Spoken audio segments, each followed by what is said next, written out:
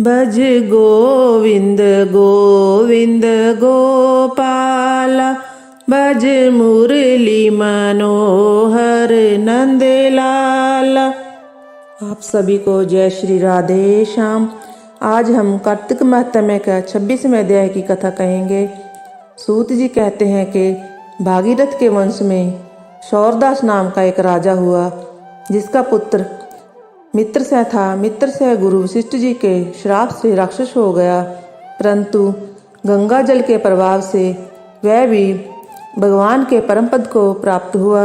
ऋषि पूछने लगे कि हे सूत जी, गुरु वशिष्ठ ने किस कारण से श्राप दिया, सो आप कृपा करके विस्तार पूर्वक कहिए।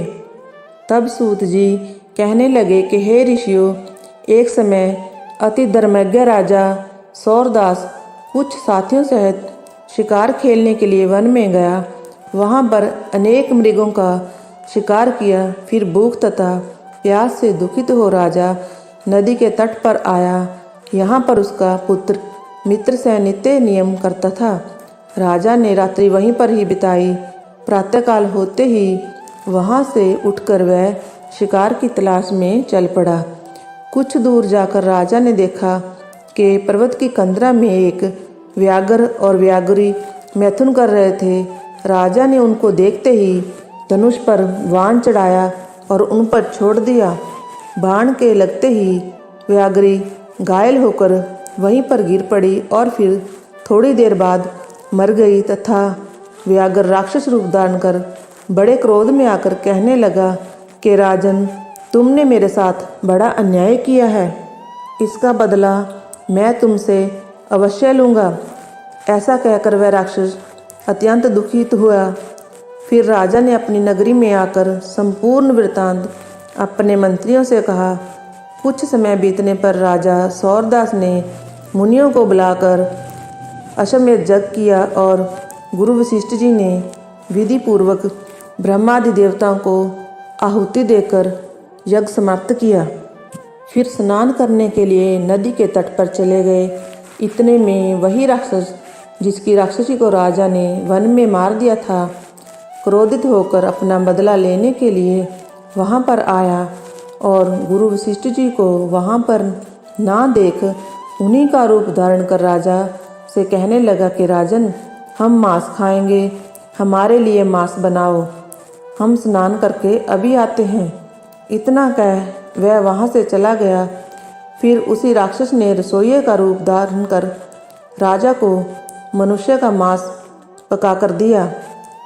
जब वास्तविक गुरु वशिष्ठ जी स्नान करके वापस आए तो राजा ने सोने के थाल में सजा हुआ मांस मिश्रित भोजन उनके आगे परोस दिया। तब गुरु जी ने ज्ञान दृष्टि से मनुष्य के मांस का भोजन जान लिया और क्रोधयुक्त होकर राजा को श्राप दिया कि हे राजन, तुमने हमको मनुष्य का मांस खिलाने की चेष्टा की और राक्षसों का भोजन दिया, सो तुम भी राक्षस हो जाओ। तब राजा ने कहा, हे गुरुदेव, आपकी आज्ञा से ही भोजन बनवाया गया है। यह सुनकर वशिष्ठ जी ने ज्ञान दृष्टि से राक्षस द्वारा राजा के चले जाने का संपूर्ण वृत्तांत जानकर राजा को बताया।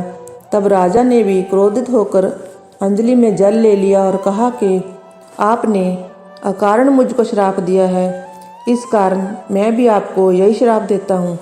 जब राजा श्राप देने के लिए तैयार हुआ तो उसकी रानी दमयंती कहने लगी, आप क्षत्रिय के पुत्र हैं, क्रोध को त्याग दें। जो भोग आपके भाग्य में लिखा है उसको भोगो। जो मनुष्य गुरु से हुंकार तुंकार करता है वह वन में जाकर ब्रह्म राक्षस होता है। स्त्री के वचनों को सुनकर राजा क्रोध त्याग कर विचारने लगा कि अब क्या करना चाहिए। फिर राजा ने उस जल को ज्यों ही अपने पैरों पर डाला त्यों ही उसके पैर काले पड़ गए। इसी कारण वह राजा कलमाशपाद के नाम से विख्यात हुआ। फिर राजा गुरु जी के चरणों में पड़ गया और क्षमा मांगने लगा।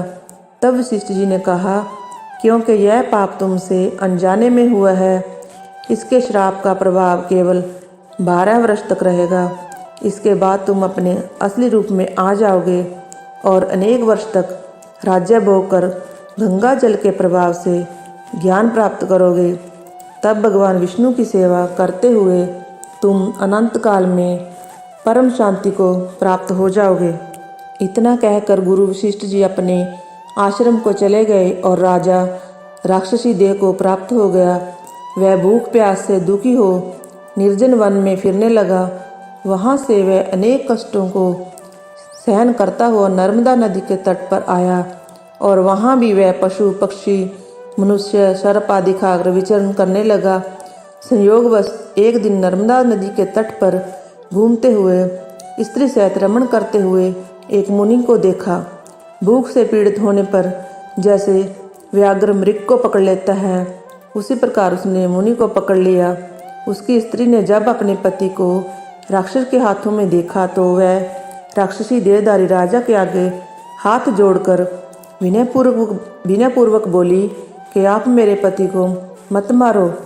आप वास्तव में राक्षस नहीं, सूर्य कुल में उत्पन्न मित्रसेन नाम का राजा हो। मेरा पुत्र अभी बालक है, मैं बिना पति के इस वन में कैसे निर्वाह करूंगी। तुम मेरे पति को प्राण दान दे दो। प्राण दान के समान अन्य कोई दान नहीं है। इस स्त्री की इस प्रार्थना का राक्षस पर कोई प्रभाव नहीं पड़ा और जैसे व्याघ्र एक मृग के बच्चे को पकड़ कर खा जाता है, वैसे ही उस मुनि को जो उस समय अपनी स्त्री के साथ था पकड़कर खा गया। तब मुनि की स्त्री ने उसे श्राप दिया कि तुमने मेरे पति को मारा है, तुम भी मृत्यु को प्राप्त हो जाओगे और पुनः राक्षस देह धारण करोगे। यह दो श्राप सुनकर राक्षस देहधारी राजा भी क्रोध में आकर कहने लगा कि हे दुष्टे, तुमने एक अपराध के बदले दो श्राप दिए हैं। तुम भी राक्षसी होकर इस वन में फिरती रहोगी। इस कारण वह स्त्री भी पिशाचिनी हो गई और भूख प्यास से दुखित होकर उस वन में फिरने लगी। इस प्रकार कथा का 26वां अध्याय समाप्त हुआ। बोलो जय श्री राधे श्याम। ऐसी ही बहुत सारी वीडियोस देखने के लिए चैनल को सब्सक्राइब करें और वीडियोस को लाइक करें।